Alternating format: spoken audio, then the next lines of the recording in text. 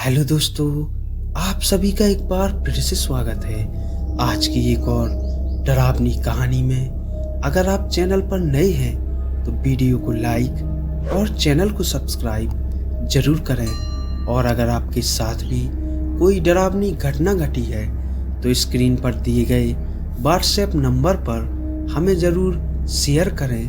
तो चलिए कहानी शुरू करते हैं। अमावस्या की काली रात अच्छाई और बुराई दोनों के लिए एक अवसर होती है, जिसमें कई लोग साधनाएं करके अपनी इच्छा अनुरूप शक्तियां प्राप्त करते हैं। ऐसी ही एक भयानक अमावस्या की रात एक औरत घने जंगल के बीच घोर साधना में लगी हुई थी। जंगल के चारों तरफ भेड़ियों के चिल्लाने की आवाज आ रही थी, लेकिन बिना किसी से घबराए यह औरत अकेले मंत्रों के जाप के साथ आग जलाकर अपनी साधना कर रही थी। जैसे जैसे समय बीतता जाता है, औरत उग्र हो जाती है। वह अपनी जगह से ऊपर उठने लगती है। उसके सामने की आग उसके साथ ही ऊपर उठ जाती है और देखते ही देखते आग की लपटें आसमान को छूने लगती हैं और वह औरत जमीन पर नीचे गिर जाती है और कुछ ही पलों में उठकर खड़ी हो जाती है। अमावस्या की काली रात के प्रभाव की वजह से उसने रूहानी शक्तियां प्राप्त कर ली थी और अब वह तैयार थी अपना प्रतिशोध लेने के लिए। दरअसल ममता 6 माह पहले शादी करके गांव से शहर आई थी।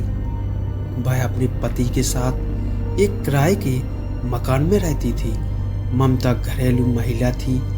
वह ज़्यादातर समय घर के कामों में लगी रहती थी। ममता के पति बैंक में एक क्लर्क थे। उनका नाम सुरेश था और सुरेश के बॉस उसे उसके काम की वजह से बहुत पसंद करते थे। सुरेश एक अच्छा कर्मचारी था। वह पूरी जिम्मेदारी से अपने साथ साथ अपने सहकर्मचारियों का भी काम करवा दिया करता था। उसका स्वभाव बहुत ही संकोची था, इसीलिए वह किसी को भी मना करने में हिचकिचाता नहीं था। एक दिन उसके बॉस उसे अपने चैम्बर में बुलाते हैं और कहते हैं कि तुम्हारी नई नई शादी हुई है और तुम कहीं बाहर नहीं गए हो। जाओ अपने परिवार के साथ थोड़ा समय बिताओ। सुरेश को अपने बॉस की बात से खुशी होती है और वह मुस्कुराते हुए कहता है, जी बॉस, अगले महीने अपनी पत्नी के साथ कहीं बाहर जाने का सोच रहा हूँ। बॉस अपने पर्स से कुछ पैसे निकालकर सुरेश को दे देते हैं और कहते हैं, यह मेरी तरफ से तुम्हारे लिए, जाओ मजे करो। सुरेश पैसे लेकर घर आ जाता है। घर में ममता उसके खाने की तैयारी कर रही होती है। सुरेश ममता को बताता है कि बॉस ने बाहर घूमने की इजाज़त दे दी है, हम अगले हफ्ते ही चलते हैं। दोनों बाहर जाने के लिए काफ़ी उत्साहित होते हैं। सुरेश के मोबाइल में अचानक बॉस का फोन आता है और वह कहते हैं, मैंने तुम्हारे लिए घूमने के लिए एक कार बुक की है जो तुम्हें अच्छे से सारी जगह घुमाएगी। सुरेश अपने बॉस को धन्यवाद देता है और कहता है, बॉस आप क्यों परेशान हो रहे हो, हम खुद ट्रेन से चले जाते हैं। लेकिन बॉस की जिद करने पर सुरेश उनका ऑफर मान लेता है।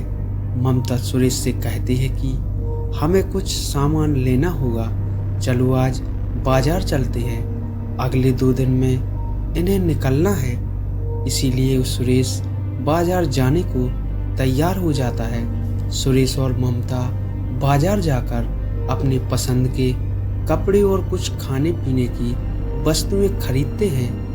वह अपने सफ़र के लिए तैयार हो जाते हैं। बॉस की भेजी हुई कार दरवाजे पर आकर समय से खड़ी हो जाती है। सुरेश कार की डिग्गी में सारा सामान जमाता है और दोनों कार में बैठकर निकल पड़ते हैं अपने रोमांचक लम्हों की ओर। खूबसूरत वादियों का मजा लेते हुए सुरेश और ममता गाने गुनगुनाते रहते थे। ड्राइवर गाड़ी चला रहा था।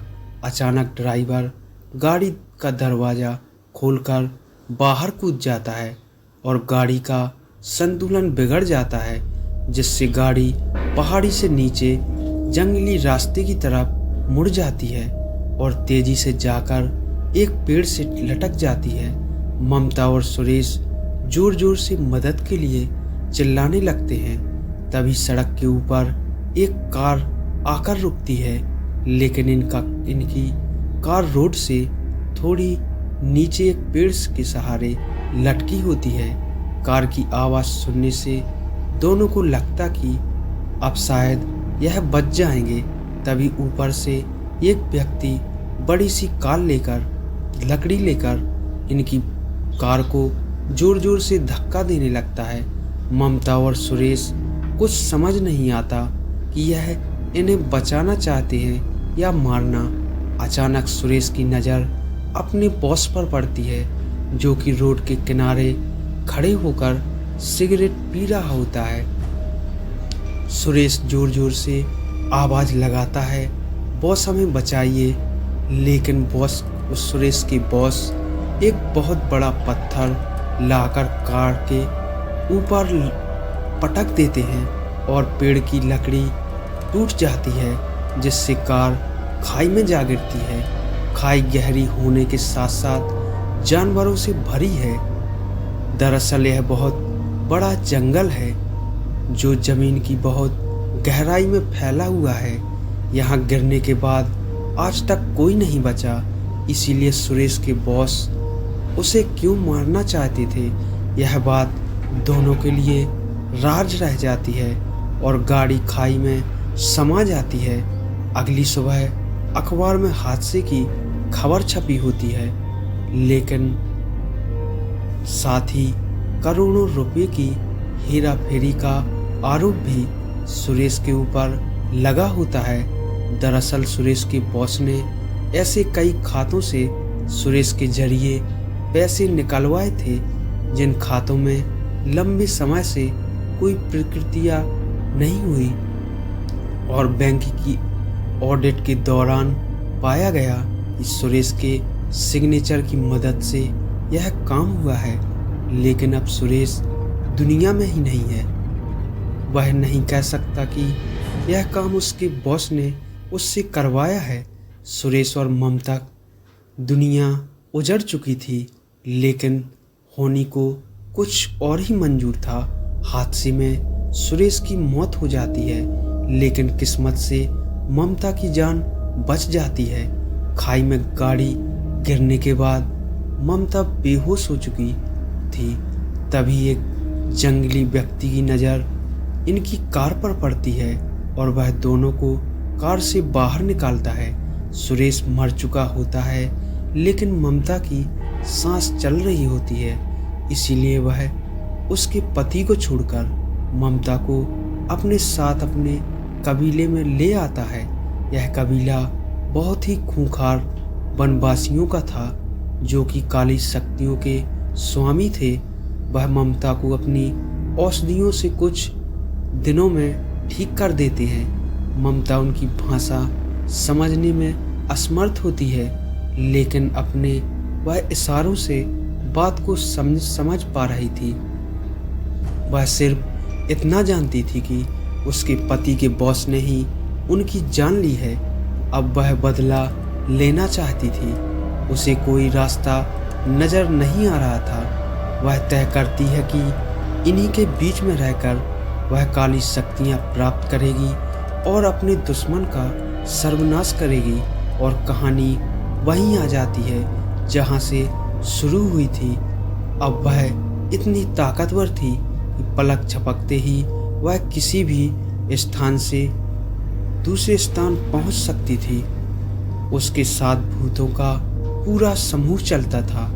उसके एक इशारे पर किसी भी व्यक्ति को खाक में मिलाया जा सकता था। ममता एक मॉडर्न लड़की बनकर बॉस के दफ्तर पहुंच जाती है। दरअसल ममता को सुरेश के बॉस ने कभी नहीं देखा था, इसीलिए वह उसे पहचान नहीं पाते। लेकिन अब वह कोई साधारण लड़की नहीं बल्कि काली शक्तियों की महारानी थी।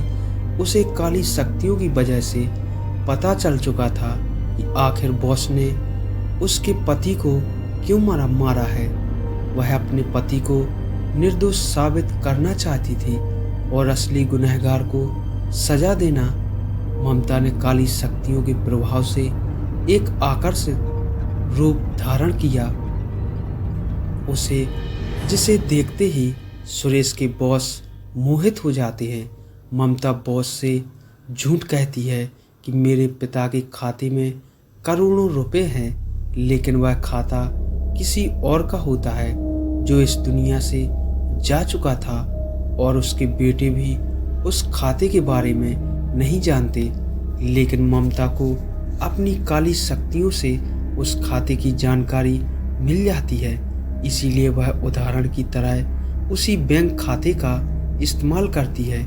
बॉस खाते का बैलेंस देखकर दंग रह जाते हैं। उन्हें लगता है कि अब लंबा हाथ मारने का मौका मिला है।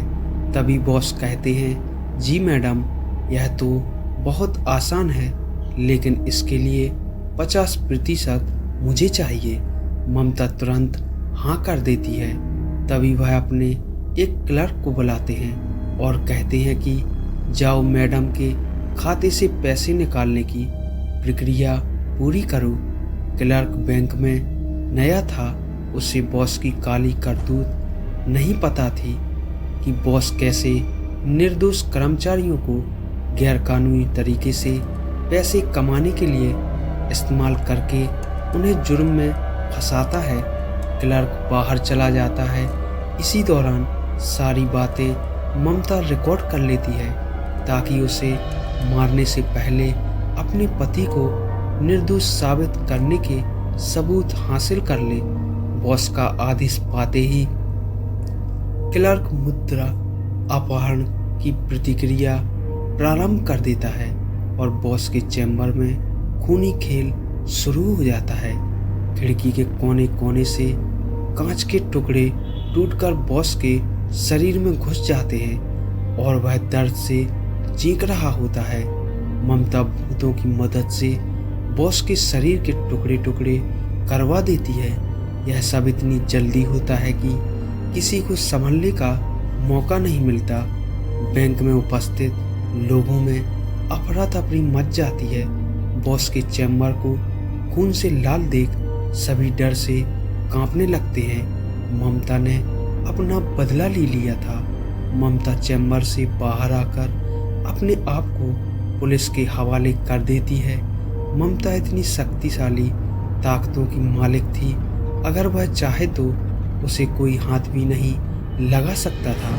लेकिन वह अपने पति को निर्दोष साबित करने के लिए आत्मसमर्पण कर देती है और सुरेश का केस दोबारा शुरू किया जाता है और कुछ ही महीनों में सुरेश निर्दोष साबित हो जाता है और पाया जाता है कि सुरेश के बॉस ने ही सारे अपराध किए थे और लंबे समय से वह ऐसी ही गतिविधियां करता चला आ रहा था।